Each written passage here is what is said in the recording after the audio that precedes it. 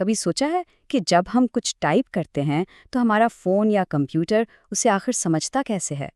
آج ہم اسی راز سے پردہ اٹھانے والے ہیں جو ہماری ڈیجیٹل دنیا کو چلاتا ہے، ASCII سے لے کر ہمارے پسندیدہ ایموجیز تک۔ تو آئیے شروع کرتے ہیں۔ تو سب سے اہم سوال وہ یہ ہے، جب کی بورڈ پر A ٹائپ کیا جاتا ہے، کمپیوٹر کو آخر دکھتا کیا ہے؟ اس کا جواب شاید بہت سے لوگوں کو حیران کر دے۔ چلیں اس پزل کو مل کر سالو کرتے ہیں۔ اسکرین پر تو ہمیں صاف صاف ہیلو لکھا نظر آتا ہے، لیکن کمپیوٹر کے لیے یہ لفظ کچھ نہیں، یہ تو بس ونز اور زیروز کی ایک لمبی سی لائن ہے۔ کیونکہ کمپیوٹر حروف نہیں پڑھ سکتے، وہ تو صرف بائنری سمجھتے ہیں، یعنی بجلی کے آن اور آف سگنلز کی زبان۔ تو سوال یہ تھا کہ ہم اپنے الفاظ کو مشین کی زبان میں ٹرانسلیٹ کریں تو کریں کیسے؟ یہی وہ سب سے بڑا چیلنج تھا جسے حل کرنا ضروری تھا۔ اور اس کا حل، اس کا سلوشن نکلا ASCII کی شکل میں۔ اس کو سمجھ لیں کہ یہ کمپیوٹرز کے لیے پہلی ڈیجیٹل فریز بک یعنی بول چال کی کتاب تھی، ایک ایسا سمارٹ سسٹم جس نے انسانی زبان اور مشین کے بائنری کوڈ کے بیچ ایک پل بنا دیا، اور اپنے وقت کے لحاظ سے یہ ایک بالکل انقلابی آئیڈیا تھا، کمال کا۔ اچھا، تو ASCII کام کیسے کرتا تھا؟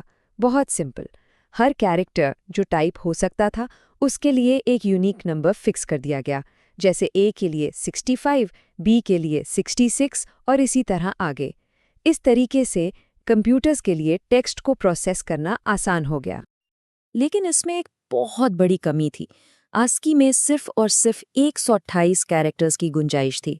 اب اس وقت کے لیے تو یہ عجیب نہیں لگا جب کمپیوٹرز کی دنیا زیادہ تر انگلش بولنے والوں تک محدود تھی، مگر جیسے ہی دنیا آپس میں جڑنے لگی، یہ 128 کیریکٹرز کی لمٹ ایک بہت بہت بڑا مسئلہ بننے والی تھی۔ تو یہ 128 سلاٹس آخر تھے کس کے لیے؟ بنیادی طور پر انگلش الفابیٹ کے لیے، نمبرز کے لیے اور کچھ عام پنکچویشن مارکس کے لیے۔ ذرا غور کریں کہ اس میں کیا کیا نہیں تھا۔ ایکسنٹس والے حروف، دوسری زبانوں کے الفابیٹس یا پھر ایموجیز۔ اس کی دنیا واقعی بہت چھوٹی تھی۔ اور پھر انٹری ہوتی ہے انٹرنیٹ کی۔ جیسے ہی پوری دنیا آن لائن ہوئی، ASCII کی جو کمزوریاں تھیں وہ بالکل صاف نظر آنے لگیں۔ ہر ملک نے کوشش کی کہ وہ انہی 128 سلاٹس کو اپنی زبان کے لیے استعمال کر لیں۔ نتیجہ، ڈیجیٹل دنیا میں ایک عجیب سی افراتفری مچ دی، جسے ہم کیریکٹر کوڈ کرائسس کہتے ہیں۔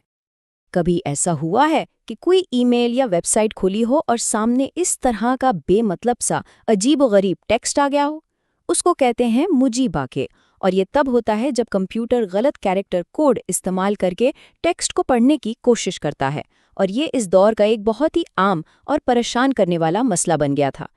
مسئلہ بالکل صاف تھا، ASCII میں اے یا نی جیسے کیریکٹرز کے لیے کوئی جگہ ہی نہیں تھی، اور چائنیز یا عربی جیسی زبانیں، ان کا تو سوال ہی پیدا نہیں ہوتا تھا، بالکل ناممکن۔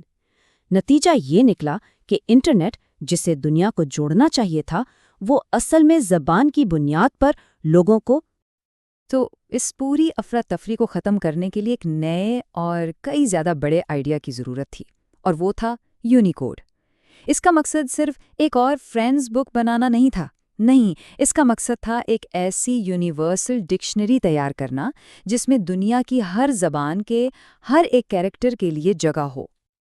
اور اس کا اسکیل دیکھیں، واقعی حیران کن ہے۔ ہم 128 کیریکٹرز سے سیدھا جمپ کر کے 1,49,000 سے بھی زیادہ پر آ گئے ہیں، اور اس میں صرف الگ الگ الفابیٹس نہیں ہیں، اس میں میتھمیٹکس کے سمبلز ہیں، قدیم ہیروگلفس ہیں، اور ہاں، ہر وہ ایموجی جو ہمیں اتنا پسند ہے، اسمائلنگ فیس سے لے کر تھمز اپ تک، سب کچھ۔ یہ ٹیبل دیکھیں، اس سے ساری کہانی واضح ہو جاتی ہے۔ ایک طرف ASCII کے صرف 128 کیریکٹرز جو خاص طور پر انگلش کے لیے تھے، اور دوسری طرف ہے یونیکوڈ، 1,04,000 سے زیادہ کیریکٹرز جو دنیا کی تقریباً ہر زبان کو کور کرتا ہے۔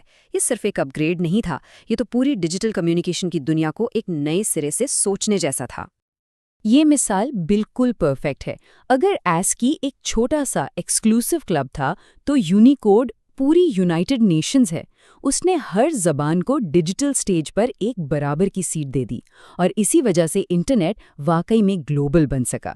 یہ بات ٹیکنالوجی سے کہیں آگے کی ہے، یہ کلچرل رسپیکٹ اور سب کو شامل کرنے کی بات ہے۔